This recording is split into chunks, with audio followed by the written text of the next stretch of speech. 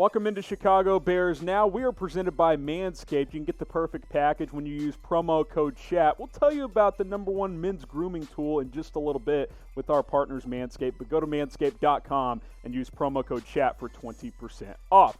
But let's jump into today's video first, and we're doing breakout candidates for 2020. The first guy we're talking about here shouldn't be a huge surprise. It's David Montgomery, the running back. We've already alluded to this kid a lot in the offseason. Bleacher Report has him as the Bears' biggest breakout player this year, and for good reason, right? We saw a lot of good things last year as a rookie running back out of Iowa State. I think he's clearly going to be the featured runner this year after kind of being a rotation guy last year before securing that #1 running back role later on in the season. And to be honest, the run game is going to be a big part of this offense, and I think Montgomery will be used a lot in the pass game as both Mitch Trubisky and Nick Foles like to throw to running backs. Now, the yards per carry weren't there last year, but it wasn't for a lack of trying. It was the offensive line play just wasn't very good. Montgomery breaks tackles really well. It takes a lot to bring him down. 6 touchdowns last year. I think you can expect over 1,000 yards rushing. I think he'll be more involved in the passing game as well and might even approach double-digit touchdowns. Now, you got Tariq Cohen in the mix as well, but I think Cohen's going to be more of a receiving back than he has in the past. Like, he already is a big receiving back, but I don't think the Bears are going to utilize him a lot in the running game at all. I think Montgomery will get the bulk of the carries, and don't be surprised if Chicago brings in a veteran running back to help take some of those carries as well, because I don't think they view Tariq Cohen, certainly not as an in-between-the-tackles guy. David Montgomery is. I want you guys to like this video if David Montgomery will break out in 2020. I think it's pretty obvious. I better see a lot of thumbs-ups on this video. He's going to have a big year. I'm expecting it. I think if the Bears are going to make the playoffs, David Montgomery will be a big reason why. So go ahead and give us a big thumbs up. All right, sticking with the offense here, Anthony Miller, the wide receiver. Year 3, this is kind of the time where young players, you kind of figure out, okay, are they legitimate big-time players in the NFL, or are they just guys? I think Anthony Miller's got a chance to establish himself as a legitimate #2 wideout in the NFL. Rookie year was okay. Last year was better. I think you can expect another big jump in 2020, especially if the quarterback play is better. Look, Taylor Gabriel's gone. Miller should clearly be that #2 wide receiver next to Allen Robinson, and he's got the most versatility of any of the Bears receivers, seeing that he can line up in the slot, he can play some outside, he's got some speed. You see the production jump last year. The explosive plays weren't there like it was a little bit more the year before, but I think there will be bigger plays on this Bears offense in 2020. I think that was more of a result of the just bad offense last year. Obviously, the touchdowns dipped, but overall, his catches in production did go up from a yards and a reception standpoint. I would expect another jump in 2020. Now, I don't know if he's going to be, a 1,000, 1,100-yard guy, but you can get 70, 72 catches for over, 800 yards out of Anthony Miller, and that would be really good production next to Allen Robinson as your #2 receiver. Again, with Gabriel gone, sure, you brought in Ted Ginn, but I think he's going to be more of a deep threat type. He's not going to get a lot of, opportunities and targets, where Anthony Miller is going to do a lot of that underneath stuff as well. I think he's poised for a breakout season. Now, we've talked about Montgomery, and we've talked about Anthony Miller. Which guy will have more total touchdowns in 2020? Type D for David Montgomery, type A for Anthony Miller. I'm typing my D for David Montgomery because he's a runner and a pass catcher, but wouldn't shock me if Anthony Miller had a big year. So type A for Anthony Miller or type D for David Montgomery. All right, guys, I mentioned today's show is presented by Manscaped. You can get 20% off when you use promo code CHAT. I encourage you guys to check out the perfect package. It comes with the Lawnmower 3.0. This is the best manscaping tool that is out there. This 7,000 RPM blade.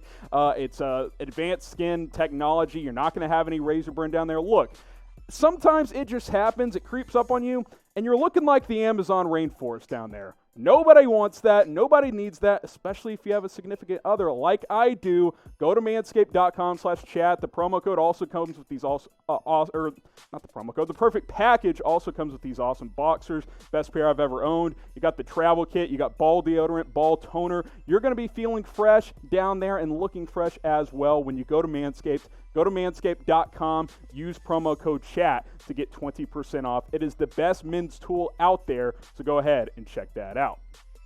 All right, another receiver on the offense, Javon Wims. You guys keep telling me about him. Oh, Wims, he's the guy. We'll see. I think he's got some upside. He's got some potential. He's a little lower on my pecking order here as far as big breakouts go, but I think he can play a role and have a factor on this offense in 2020. We saw some flash in 2019, certainly showed some promise. Now he's going to have to compete with guys like Riley Ridley, Darnell Mooney, even Ted Ginn for some snaps as well. Which one of these young guys is going to separate himself? I think Wims may have the best chance. He may have the most upside. Mooney certainly has more speed, but I think Wims is at least a little bit more proven in the NFL. Only 10 yards per catch, though, so you didn't see a lot of the big plays. But again, I think a lot of that is due to the offense as a whole last year. But I think maybe you could get 350, 400 yards and 3 or 4 touchdowns out of Wims, and that would be a breakout season from what we've seen out of him so far in his career. So who's going to have the biggest role in 2020? Is it going to be Riley Ridley, Darnell Mooney, or Javon Wims? Type R for Ridley, type W for Wims, or type M for Mooney. I think Wims has a chance to break out, so I'm typing my W for Wims. I hope you guys have subscribed to the channel already, but if you haven't, it's not too late. We encourage you guys to do so. It's free. We've got videos going up almost every single day. We got the latest news, rumors. We do Q&As. Use hashtag Bears for our next mailbag. We do videos like this, breakout players. We've done roster projections, all kinds of stuff. Share that link down below, youtube.com/BearsNow. But if you haven't subscribed already and you're already watching the video, just hit the big red subscribe button. All right, let's go to the defense. A couple of players on this side of the football. Robertson-Harris. He's kind of slowly, earned a role on this football team. 2017 undrafted free agent, ends up, earning a spot on the team. And he's, kind of carved out a role for himself, which is really impressive for a UDFA, especially a defensive player in Chicago on a defense that is already loaded. Now, 7.5 sacks in 3 seasons. He's been a rotational type of player. Still going to be a rotational type of player, but I think he can earn more snaps this season. This could be the year that he takes kind of that next step, maybe gives you 4, 5, 6 sacks rather than 2 or 3, which is about where he's been early on in his career. The UDFA out of UTEP, I like his attitude. He's, one of those rah-rah guys on the defense despite being a young player. And if you look at this defensive line, with Nichols next to Goldman, I think he could get some snaps over there. Obviously, Hicks and Goldman are going to be on the field a lot of the time, but I think Robertson-Harris has a chance to get 25, 30, 35 snaps per game and give you some real production as a pass rusher and as a run stopper as well. So his career high is 3 sacks. How about this? 4 sacks in 2020. Type O for over, type U for under. I think if he gave you 4.5 sacks or more, that's a breakout season because that's substantially more than what he's done in the past. I'm typing my O for over. I like this kid. He's earned his way. I think he's got a real shot to break out this season. Another player on the defense here. Let's talk about Roquan Smith. And a lot of you guys are probably like, Roquan Smith, he's already a really good player. Yeah, he's good. He did slightly regress in some areas, I thought, after a strong rookie year. Maybe the better word is he didn't really take that next step. He didn't break out, per se, after having a really good rookie year. Certainly dealt with some injuries, ended last year on IR with a pectoral injury, only played in the 12 games a year ago. But keep in mind, with Nick Kwiatkowski gone, he's going to be heavily relied on next to Danny Trevathan, who also missed a lot of games last season due to injuries. Now, you look at the production, obviously you're saying he still had over 100 tackles, a couple of picks. The numbers were there, but a lot of the tackles were a little bit further downfield. He just wasn't quite the instinctive player, in my opinion, that we saw as a rookie, but we still have seen plenty of promise from this kid. He's certainly not a bust by any means. He's been well above average since being a high pick a couple of years ago. I just am looking for that next step, that, second team all-pro type of player that we thought we were getting out of Georgia a couple of years ago. I think he's got that potential in him, and I think he's got the chance to be a 130 tackle type of player and certainly lead this team in tackles. So who will lead the Bears in tackles this season? I think Roquan Smith is a heavy favorite in that area, but go ahead and let me know what you guys think in the comments section.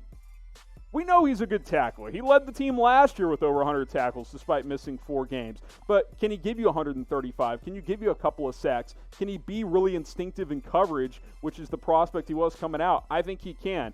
Fuller, Clinton Dix, keep in mind too, with Ha and Nick Witkowski gone, that's a lot of tackles to replace. So I think Smith and Trevathan there could each have over 100 tackles this season if they can both stay healthy. And I like this linebacking unit as a whole. On paper, it's awesome.